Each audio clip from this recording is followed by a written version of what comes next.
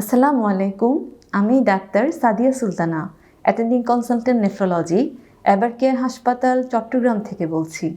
মাহে রমজান চলে এসছে। রমজান মাসকে সামনে রেখে কিডনি রোগী এবং তাদের পরিবারের একটা গুরুত্বপূর্ণ প্রশ্ন থাকে, কিডনি রোগ থাকলে রমজান মাসে নিরাপদে রোজা রাখা যাবে কিনা। একজন নেফ্রোলজিস্ট হিসেবে আমি আজকে এই বিষয় নিয়ে কিছু গুরুত্বপূর্ণ তথ্য সংক্ষিপ্তভাবে আপনাদের সাথে শেয়ার করব। কিডনি রোগী রোজা রাখতে পারবে কিনা এটা নির্ভর করবে কিডনি রোগের অবস্থা এবং জটিলতার উপর।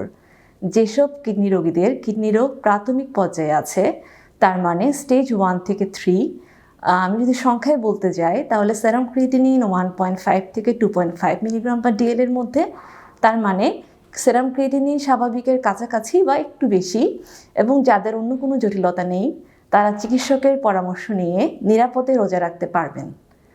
তবে কিছু কিছু রোগীর ক্ষেত্রে রোজা রাখা ঝুঁকিপূর্ণ হতে পারে, বিশেষ করে যারা ডায়ালাইসিসে আছেন, যাদের কিডনি রোগ শেষ পর্যায়ে আছে, যাদের ক্রিয়েটিনিন বিগত কয়েক মাস ধরে বাড়তির দিকে আছে, যাদের শরীরে অতিরিক্ত পানির সমস্যা আছে, যেমন পা ফুলে যাওয়া, শ্বাসকষ্ট হওয়া, এবং যাদের অনিয়ন্ত্রিত ডায়াবেটিস এবং প্রেশার আছে।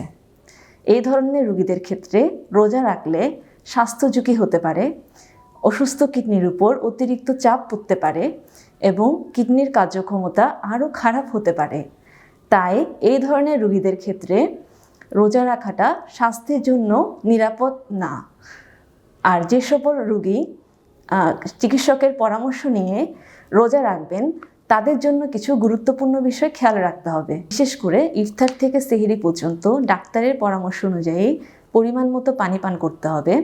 খাদ্য গ্রহণের ক্ষেত্রেও কিছু পদ্ধতি অবলম্বন করতে হবে, যেমন ইফতারের সময় অতিরিক্ত ছোলা, ডাল, তৈলাক্ত খাবার, ভাজা পোড়া খাবার এড়িয়ে চলে সুষম খাবার খেতে হবে, যেমন সবজি, পরিমিত ফল এবং হালকা খাবার, এবং ডাক্তারের পরামর্শ অনুযায়ী ওষুধ গ্রহণ করতে হবে।